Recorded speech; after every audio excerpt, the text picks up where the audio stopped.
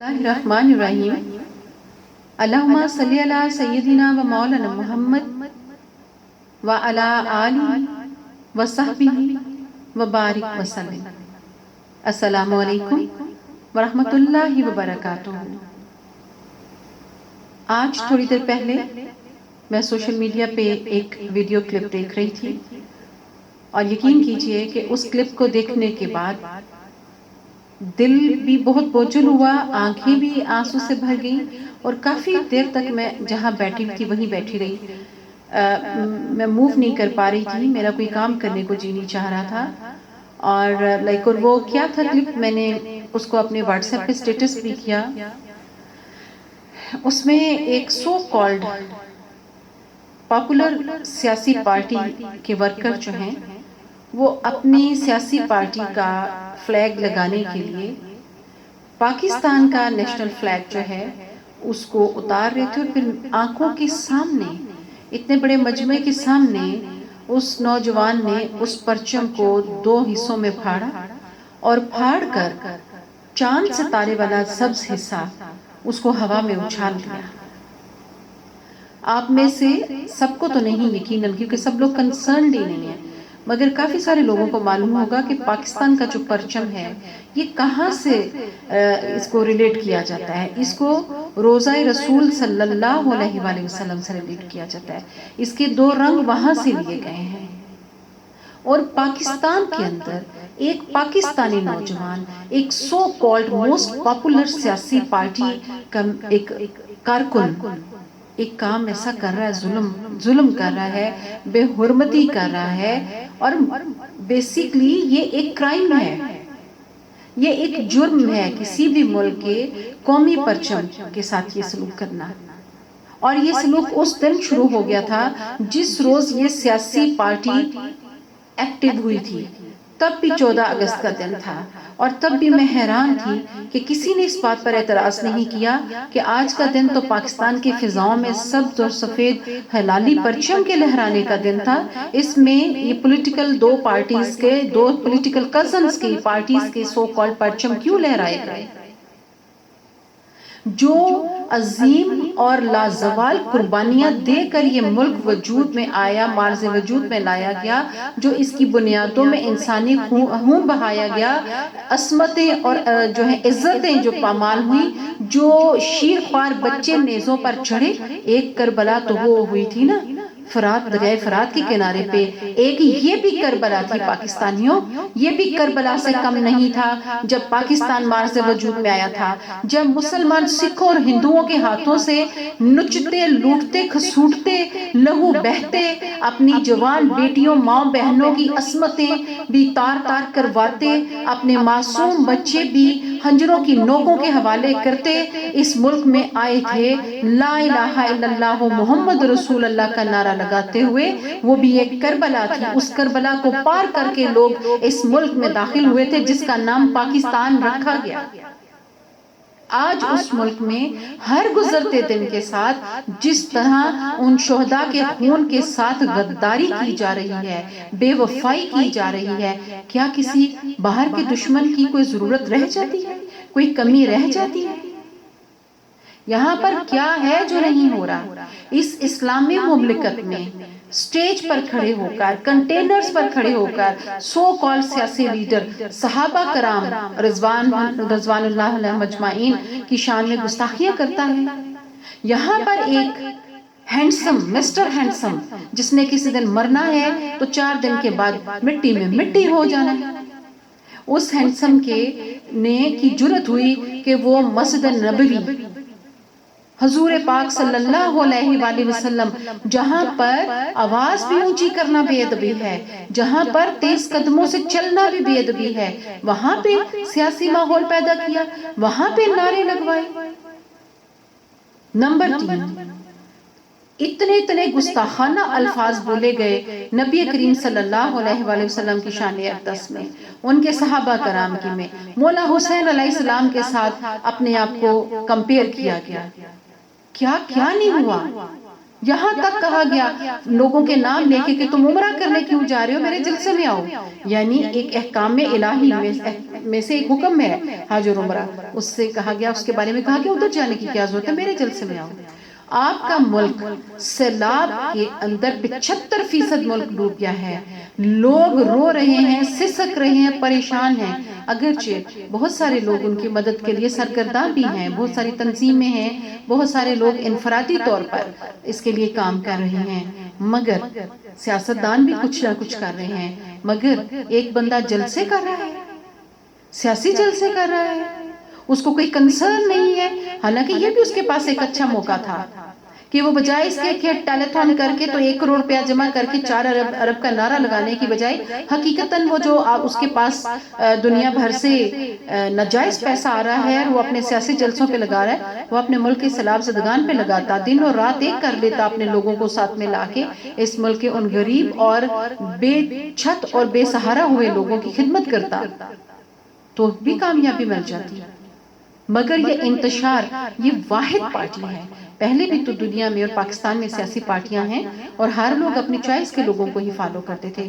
یہ واحد پارٹی ہے جہاں پہ دوستیاں دشمنیوں میں بدل گئی ہیں، ہمسائے ایک دوسرے کی شکل دیکھنے کے روادار نہیں ہیں، گالی گلوچ سے ہٹ کے بات نہیں ہوتی، ماؤں بہنوں کی عزتیں جو ہے وہ محفوظ نہیں، اور بلو لائک ڈگنیٹی تو بہت اوپر کا لفظ ہے، مینس کے جانوروں والا رویہ اور زبانیں استعمال کی جا رہی ہیں.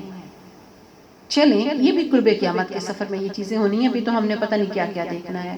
مگر سب سے زیادہ افسوسناک بات یہ ہے کہ شخصیت پرستی جو سب سے بڑا شرک ہے، اس کا شکار ہیں بہت سارے لوگ، کہ آپ کی نظروں کے سامنے ایک بندہ، آپ دیکھیں کہ پاکستان میں گلی یا روڈ کے اوپر کسی کی بیٹی، ماں یا بہن کا نام لے کر بات کرنا یا پکارنا، آپ کو بھی پتا ہے، مجھے بھی پتا ہے کہ وہ شرمناک حرکت سمجھی جاتی ہے. اور یہ کہا جاتا ہے کہ گلی کے گنڈے موالی جو ہوتے ہیں نا، وہ اس طرح کی حرکتیں کرتے ہیں، حتیٰ کہ کسی لڑکے مرد کا نام بھی وہی پکارتے ہیں، فیمیل کا نام تو بالکل بھی مطلب غیر اخلاقی سمجھا جاتا ہے. تو ایک سو کالڈ لیڈر کھڑے ہو کے ایک معزز خاتون جج کا نام لے کے دھمکی لگاتا ہے، تو آپ خود سوچئے کہ اس کے فالورز کیا کریں گے. اور جو فالورز خود ہیں وہ سوچیں کہ ان کے گھروں میں بھی تو مائیں بہنیں بیٹیاں ہیں نا، بچیاں ہیں نا، تو کل کو ان کے ساتھ کیا سلوک روا رکھا جائے گا. یہ سوچنے کی بات ہے. کسی کی بھی بیٹی کسی دوسرے کے لیے مقدس نہیں ہوتی. اکثر مرد خود تو دوسروں کی ماں بہنوں بیٹیوں کی انسلٹ کرتے ہیں، ان کی عزت نہیں کرتے، ان کو خراب نظر سے دیکھتے ہیں، مگر یہ بھول جاتے ہیں کہ ان کی اپنی مائیں جنہوں نے ان کو پیدا کیا ہوا ہے، ان کی اپنی بہنیں جن کو وہ اپنے عزت کہتے ہیں، اور ان کی اپنی بیٹیاں، ان کو بھی تو باقی کے مرد اسی نظر سے دیکھیں گے جس سے وہ دوسروں کی بیٹیوں ماں بہنوں کو دیکھتے ہیں. یہ تو مکافات عمل ہے.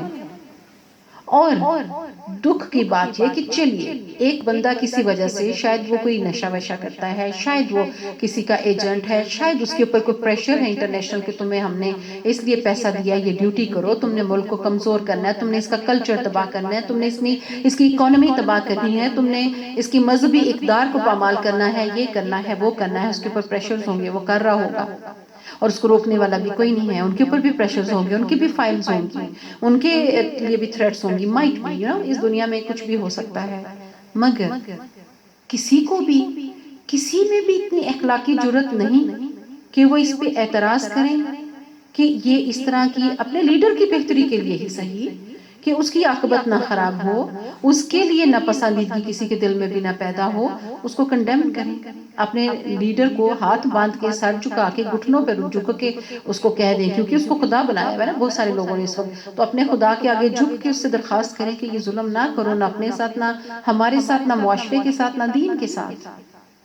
محبت تو برا نہیں چاہتی، چلیں آپ اس کی محبت میں یہ کر دیں کہ کنڈیم کریں کہ بھئی یہ باتیں ٹھیک نہیں ہیں، مذہب کو اٹیک نہ کریں. ٹھیک ہے، آپ کی مرضی، آپ کو اچھا لگتا ہے آپ پاکستان میں 4 کی بجائے 12 موسم بنا دیں، اٹس اوکے. آپ پاکستان کے وجود، جب مارز وجود میں آیا اس وقت کی آبادی اور آج کی آبادی کو عدل بدل کر دیں، اٹس اوکے. آپ کپڑے الٹے پلٹے پہن کے لاکھوں کے مجمع میں آ جائیں، بقول آپ کے لاکھوں ہوتے تو ہزاروں ہیں، اٹس اوکے. آپ کو نہیں پرابلم تو ہمیں کیوں ہوگی، ٹھیک ہے. مگر دین کو تو رہنے دینا، کلمہ کی تشریح تو غلط نہ کرنے دیں، اور دین کو یہ مذاق نہ بنا لیں کہ مذہبی ٹچ خان صاحب تھوڑا سا مذہبی ٹچ، یہ کیا مذاق ہے؟ یہ مذاق نہیں ہے، یہ ظلم ہے۔ خدا ہمیں ایسی تمام محبتوں سے بچائے کہ جو ہمیں دینی اور اخلاقی انحطاط، شخصی انحطاط کی طرف لے جائے، جس سے ہمیں روز محشر بھی شرمندہ ہونا پڑے۔ یاد رکھیے ہم نے ہر چیز کا حساب دینا ہے، اور جب آپ کسی پر ایمان لے آتے ہیں تو اس کی اتباع کریں تو ایمان مکمل ہوتا ہے، ادروائز کوئی ایمان نہیں ہے۔ اگر میں اور آپ مانتے ہیں کہ اللہ ایک ہے، میں اور آپ مانتے ہیں کہ محمد صلی اللہ علیہ وآلہ وسلم اس کے آخری نبی اور محبوب ہیں، جب تک میں اور آپ یہ تو ایمان لے آئیں اتنا حصہ، اس کے بعد ہم لیکن ان کے احکامات پر توجہ نہ دیں، جو کہ جن کی پابندی کرنا ہمارا فرض ہے، پابندی کرے تو ہم مکمل مسلمان ہوتے ہیں، ہم ادھر توجہ ہی نہ دیں، ہم اپنی زبان گندی ہونے پہ بھی توجہ نہ دیں، ہم گالی گلوچ کو بھی اپنا حق سمجھیں، اس گالی گلوچ والی گندی گلی زبان کے ساتھ کلمہ پڑھنا، درود پڑھنا کیا جائز ہے؟ اور آپ کے سامنے سب سے بڑی بات یہ دیکھیے، مجھے کوئی اعتراض نہیں، میں نے مانا کہ آپ کو کسی سے بڑی محبت ہے، آپ کو اس سے محبت ہے تو اسی کو بچا لیں، اسی کو اللہ کے قہر سے بچانے کی کوشش کریں، اسی کو ملک و قوم کا مجرم بننے سے بچا دیں، کہ خود بھی کنڈیم کریں، اس کو بھی ریکویسٹ کریں، اس کے آگے ہاتھ باندھنے، کوئی بات نہیں، مجھے تو کوئی اعتراض نہیں، اس کو آقا مانتے ہیں، اس کے آگے ہاتھ باندھ کے کہنے آقا ایسا نہ کریں۔ یہ باتیں قابل غور ہیں۔ ہمارے بچوں نے اس معاشرے میں آگے بڑھنا ہے، کل کو یہ کیا ہمیں دے کے جا رہے ہیں، یہ باتیں سوچنے کی ہیں۔ ان سے لا تعلقی اختیار کر کے ہم کوئی اپنی ڈیوٹی نہیں اچھے طریقے سے ادا کر پا رہے، بلکہ آنے والی نسلوں کے ہم مجرم ٹھہریں گے، خدا رسول صلی اللہ علیہ وسلم کے بھی مجرم ٹھہریں گے۔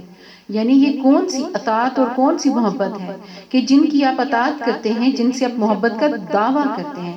یاد رکھیے محبت کا دعویٰ کرنا ایک الگ بات ہے، اور محبت کرنا ایک الگ بات ہے، اور محبت کا ہونا ایک الگ بات ہے۔ یہ سب چیزیں ٹوٹل الگ الگ ہیں۔ آپ دیکھیں اس معاشرے میں ہر بندہ محبت کا راگ لاتا ہے، جبکہ جتنے زیادہ ایسا کہتے ہیں محبت جانتے نہیں ہیں کہ ہے کیا، کس بلا کا نام ہے۔ یہ تو ایک آزمائشوں کا نام ہے، یہ تو قربانیوں کا نام ہے، یہ تو اپنے آپ کو مار کے اپنی محبت کو سلامت رکھنا محبت ہوتا ہے۔ تو اگر ہم اللہ سے محبت کرتے ہیں، نبی کریم صلی اللہ علیہ وسلم سے محبت کرتے ہیں، تو ان کی اتباع لازم ہے، ادروائز ہم جھوٹے اور منافق ہیں، خدا نخواستہ۔ ہمیں ان باتوں پر توجہ دینے کی ضرورت ہے۔ وما علینا الا البلاغ المبین۔ السلام علیکم۔